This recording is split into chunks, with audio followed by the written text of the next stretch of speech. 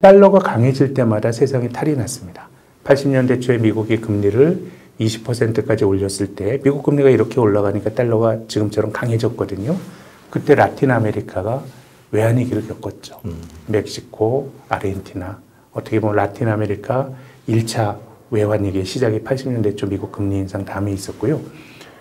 지금의 금리 인상 속도가 미국의 금리 인상 속도가 그 어느 때보다 빠르지만 지금 이전의 금리를 가장 빠르게 올렸던 때가 94년도에 연준에 긴축을 할 때 금리를 아주 공격적으로 올렸습니다.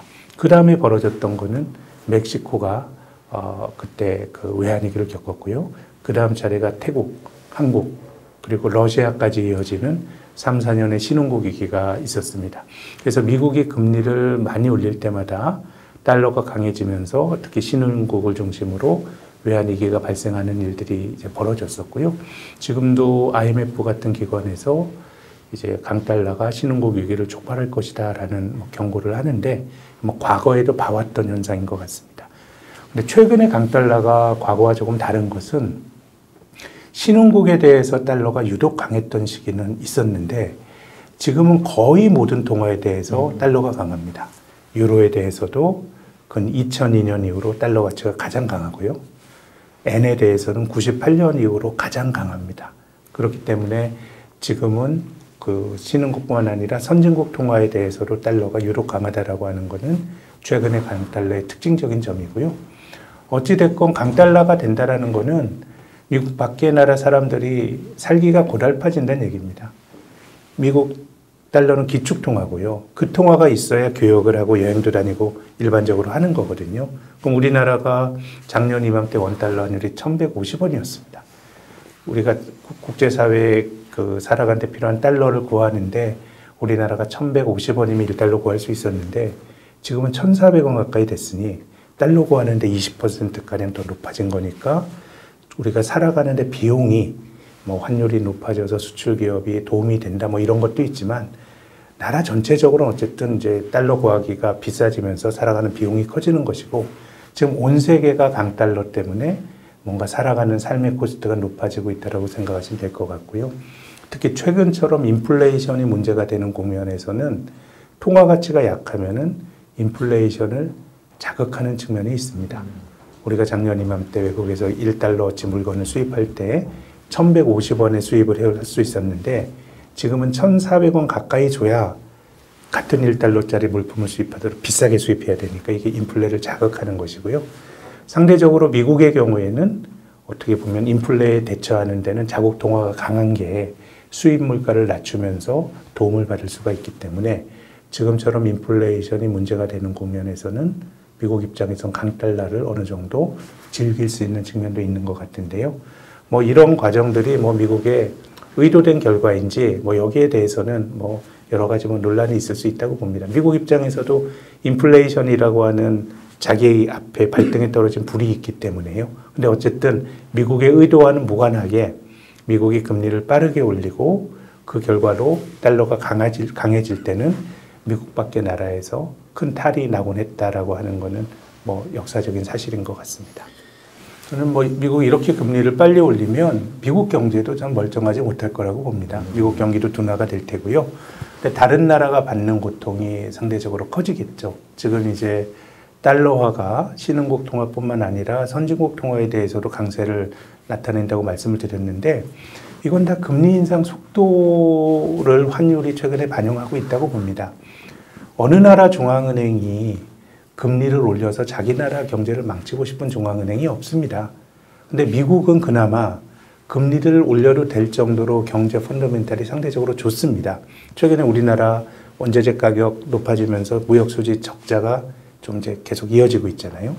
미국은 원래 소비를 많이 해서 다른 나라부터 물건을 많이 샀기 때문에 구조적인 무역 수지 적자국이지만 미국은 지금 무역 수지 적자가 드라마틱하게 줄어들고 있습니다. 원자재 순수출국이거든요. 고용도 굉장히 좋고요. 또 미국의 가계도 2008년도 글로벌 금융위기가 미국에서 난 불이었는데 그 이후에 부채를 상당히 줄였습니다. 근데 금리가 올라갈 때 견딜 수 있는 내성이 미국이 상대적으로 강하니까 연준이 금리를 빠르게 올리는 건데요. 유로존의 ECB 생각해 보면 지금 이탈리아 국제 수익률이 이제 4% 넘어갔거든요. 미국 따라서 금리는 쫓아서 올리는데 이 이탈리아라든가 취약한 나라를 생각하면 금리 올리는 게 영 마땅치가 않을 테고요. 일본의 그 BOJ의 경우는 아예 금리를 올릴 엄두도 못 내고 있습니다.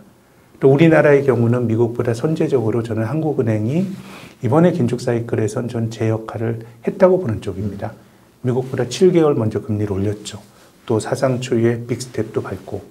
근데 미국이 이런 식으로 빅스텝, 자이언트 스텝 뭐 연달아 하다 보니까 이제 금리가 역전이 돼버린 거예요.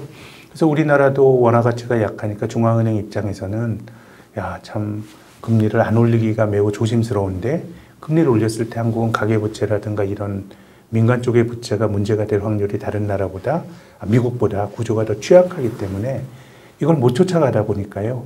그래서 이번에 강달러를 종결짓는 힘은 저는 미국에서 나올 거라고 봅니다. 미국이 금리 올리니까 다른 나라가 쫓아가서 금리 차를 좁히고 이건 제 생각엔 매우 무망한 일이고요. 다른 나라는 그런 능력을 갖고 있지 않고 금리 올렸을 때 부작용이 크기 때문에 어찌됐건 좀 미국의 물가가 안정이 되면서 미국의 긴축 속도가 좀 둔화가 돼야 다른 나라들이 강달러로부터 받는 고통이 완화될 수 있지 않을까 생각을 합니다. 미국만 바라보고 있어야 되는 이번 상황이 사이클은 거의 전적으로 그런 것 같습니다. 그런 것들은 대부분의 그 금융 개방과 매우 좀 그 맞닿아서 벌어졌습니다. 라틴 아메리카 나라들이 뭐 언제부터 그 미국의 부채를 많이 졌겠어요.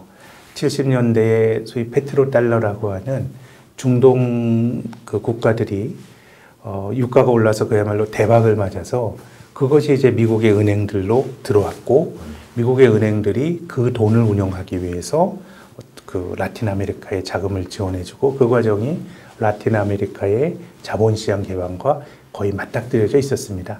그러니까 어떻게 보면 뭐 이것을 뭐 저는 뭐 100% 음모론을 신봉하진 않지만 공교롭게도 쉽게 달러를 받아들였다가 늘 통화 가치는 변하는데 연준이 드라마틱하게 금리를 올렸을 때 달러가 강해지면 부채를 많이 진 나라들이 어려워지는 그런 경로를 80년대 라틴 아메리카 국가들이 겪었고요. 우리나라도 90년대가 어떻게 보면 개방화의 시대였습니다. 주식시장 개방된 게 92년이었고요. 외국인들에게 그 금융시장의 개방이 매우 빠른 시기에 이루어졌었고 그러다 보니까 그때 우리나라 금리가 한 10% 할 때였어요. 근데 미국 달러 금리는 매우 싸니까 어떻게 우리나라 종금사들이 달러를 많이 이렇게 좋은 게 있나. 사실 환율만 변하지 않는다 그러면 한국에서 조달하는 것보다 훨씬 금리가 싸니까 그렇게 조달을 해서 대출을 해줬죠. 그 당시에 우리나라 종금사들이 잘못했던 거는 단기로 미국에서 돈을 빌려와서 장기로 대출을 해주면서 문제가 생긴 겁니다. 근데 이제 달러가 강해지고 신흥국 위기가 생기면서 달러의 어떤 그 신용시장이 경색이 되면 달러를 언제든지 빌릴 수 있으면 문제가 없는데 이게 딱 막히게 되면 빚진 사람들이 매우 어려워지는 것이거든요. 그래서 늘 개방 이후에 신흥국들이 어려움을 겪었고요. 태국 마찬가지고요. 또 90년대 그 신흥국 위기의 마지막을 장식했던 러시아도 마찬가지입니다. 이제 개혁 개방 이후에 소비에트가 붕괴가 되면서 여러 가지 이제 그 서구식의 룰을 만들면서 했다면서 문제가 생겼던 거거든요. 그래서 최근에 이제 중국이 보여주는 태도가 이것이 저는 그 신흥국들이 경험했던 그런 외환위기의 사례들이 중국에게는 굉장한 반면교사의 사례가 됐던 것 같아요. 그래서 금융시장 개방도 매우 신중하고 그렇기 때문에 금융시장의 문을 빨리 열었을 때 통제 못할 리스크가 있다라고 하는 것들을 저는 중국의 관료들이 충분히 스터디한 것 같고요. 그래서 저는 중국 입장에서는 이제 약간의 빗장은 걸고 있기 때문에 상대적으로 다른 나라들보다는 중국도 외화부채가 굉장히 많습니다만은 상대적으로 좀 관리 가능한 그런 쪽으로 가고 있는 것 같고요. 신흥국의 위기는 글로벌 전체적으로 전이가 되는 효과는 조금 약한 것 같습니다. 우리나라가 외환위기, 97년 외환위기는 한국인들에게는 참 잊기 힘든 굉장히 상처였지만 글로벌 경제 전체적으로 보면 경기가 나쁘지 않았거든요. 그래서 주변부에서 탈이 나는 거는 늘 있는 일이고 최근에 신흥국의 위기도 저는 뭐 어려움 있는 나라들이 나오겠지만 이것이 전이가 되는 효과는 매우 약할 것 같고요. 물론 그 나라 국민들에게는 굉장히 아주 삶의 고통이 크리라고 생각이 되고요. 그래서 우리 입장에서는 뭔가 선진국 쪽에서 문제가 생기는 게 문제일 텐데 제 생각에는 이제 뭐 이탈리아라든가 이런 쪽이 문제가 되겠죠. 미국이 자이언트 스텝을 밟으니까 21로 그냥 쫓아가는 거거든요. 뭐 인플레이션 때문에 금리를 많이 올려야 되겠다. 이거 맞죠. 근데 왜 금리를 ECB는 7월부터 올렸겠어요? 미국은 3월부터 올렸는데 그냥 이 영내 이탈리아 같은 취약한 국가 생각하니까 금리 올리는 게 맞닥차는 겁니다. 그래서 어떻게 보면 전형적으로 미국 뒤쫓아가는 거거든요. 그래서 미국이 레이싱을 하면 할수록 다른 나라들도 쫓아갈 수밖에 없는 그런 형국인 것 같고 그렇게 본다 그러면 신흥국이 몇 나라들이 탈이 날 가능성은 매우 크다. 그렇지만 한국에 있는 우리 입장에서는 신흥국의 전염 효과는 매우 약한데요. 조금 관심 기울여서 봐야 될 부분이 유럽이고요. 남유럽 국가들은 조금 눈여겨봐야 될 것 같습니다. 특히 최근에 이탈리아 국제 수익률이 10년 만기 국제 수익률이 4%가 넘어갔습니다. 단기간에 급등을 했는데요. 유로존의 재정위기가 뭐 10여 년 전과 같은 강도일지 모르겠지만 조금 비슷한 분위기로 흘러가고 있는 것 같아요. 그래서 남유럽의 위기가 생긴다 그러면 이거는 바로 글로벌 금융시장에 문제가 될 수 있다고 봅니다. 그 80년대 초까지의 강달러는 사실 큰 의미는 없습니다. 그때까지는 자본시장의 개방화가 거의 안 돼가지고요. 한국 사람들끼리 주식을 했기 때문에 부채가 문제가 되는 경우들이 많았던 것 같고 90년대 중반 이후로 강달러가 나타날 때는 신흥국이 좋았던 적이 없었죠. 늘 외국인 자본이 이탈을 하고 이런 모습들은 늘 나타났고요. 근데 저는 미국마저도 공격적인 금리 인상으로부터 아주 자유롭기는 힘들 겁니다. 예, 이제 금리가 올랐을 때 미국 밖의 나라에서 탈이 난 사례들 말씀드렸는데 이제 미국만 탈이 났던 사례도 있습니다. 80년대 후반에 미국이 이제 긴축을 할 때는 신흥국은 비교적 멀쩡했는데 미국의 주택대부조합, SNL 이런 거 파산됐고요. 99년에 금리 올랐을 때는 미국의 IT 버블이 붕괴되면서 미국 주식이 가장 큰 타격을 받았고요. 2004년부터 6년까지 금리를 올렸을 때도 미국의 부동산 시장이 가장 결정적으로 타격을 받았거든요. 그래서 지금 미국이 금리 올리는 속도가 가장 빠릅니다. 80년대 초에 미국의 정책 금리가 20%까지 간 적이 있었습니다. 절대적인 금리 레벨이 높은 건 아니지만 거의 제로금리 지난 3월에 제로금리에서 이제 2.5까지 올렸어요. 9월 달에 FOMC 하면 최소 3.25는 될 수 있거든요. 그럼 6개월 동안에 3%포인트를 올린 거는 이거는 뭐 과거에 비교할 사례가 없는 공격적인 긴축입니다. 그런 거라 그러면 제 생각에는 미국도 결정적으로는 좀 영향을 받을 가능성이 있고 특히 2분기 미국의 GDP를 보면 순수출이라고 하는 교역이 되게 나빠졌어요. 그러니까 수입하는 입장에서는 뭐 인플레를 잡는 건 좋지만 자국 통화가 너무 강해지게 되면 어쨌든 수출에는 또 타격을 입으니까요. 그래서 근데 이게 뭐 아주 부드럽게 어느 정도 균형점에서 야 그만하자 미국도 부작용도 있고 다른 데도 근데 이렇게 되기보다는 늘 더 가파르게 가다가 미국이 굉장히 나빠지면서 미국이 나빠진다라고 하는 건 또 다른 경제에 또 그 나름의 부작용이 있는 거거든요. 그래서 이런 사이클이 끝날 때는 부드럽게 끝났던 경우들은 거의 없는 것 같아요.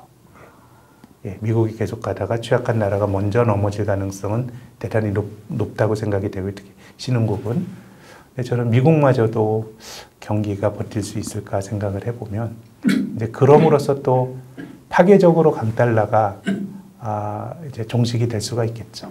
미국 경제가 굉장히 리세션이 강하게 오면서 이제 지금 미국 경제가 심각한 경기 침체가 올 거냐 말 거냐 이거에 대해서는 논란이 있고 미국 내에서는 굉장히 또 상대적으로 자신감을 가진 사람들이 많은 것 같은데 근데 금리를 올린 다음엔 아무튼 미국 경제도 어느 정도의 후퇴는 있었다고 생각합니다. 제 생각엔 순수하게 경제적인 논지로 보더라도 그걸 몰라서 그런 것 같아요. 어떤 의미냐면 아주 이상적으로 생각하면 중앙은행가들이 생각하는 인플레이션도 적당히 잡고 경기 후퇴는 불가피하지만 심각한 경기 침체도 부르지 않는 어떤 이상적인 금리 수준이 있는지 모르겠어요. 근데 그런 것들을 개념적으로 중립금리라고 부릅니다.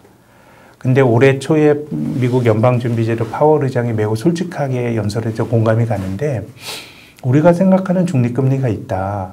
이게 이제 매 3, 6, 9, 12월에 FOMC 끝난 다음에 소위 뭐 점도표라 그래서 금리 결정하는 FOMC 멤버들이 찍는 장기 금리 수준이 이를테면 중립금리인데, 근데 중립금리도 고정된 게 아니고 늘 바뀌는 거야. 그러니까 우리는 중립금리를 추구하지만 중립금리를 우리도 몰라. 금리를 올리면서 실물 경제의 반응을 보고 또 주식처럼 뭔가 경제를 선행적으로 반응하는 걸 보면서 사후적으로 중립금리를 정하는 건데, 근데 뭐 그 임계치라고 하는 게 정해져 있는 값이 아니고, 중립금리는 어떻게 보면 현실에 존재하는 금리 수준이 아니고 철학적으로 보면 이데아예요. 이상적인 거. 그걸 추구하지만 그거는 우리가 사전적으로 알 수는 없는데, 지금까지 경험으로 보면 금리를 올리다가 늘 탈이 났죠. 늘 탈이 났기 때문에 어떻게 보면 이것이 의도된 결과라기보다는 아무도 모르는, 또 어느 금리에서 탈이 날지 우리도 사전적으로 알 수는 없어요. 다만 글로벌 금융위기 이후로 부채가 뭐 우리나라 민간 영역에서 많이 늘어났고 미국은 공공역에서 많이 늘어났고, 이 세상이 경험해보지 못했던 부채, 과잉 부채의 세상을 살고 있기 때문에 생각지도 않게 뭐가 터질 가능성, 이런 개연성은 그 어느 때보다 높다고 봐야 되겠죠.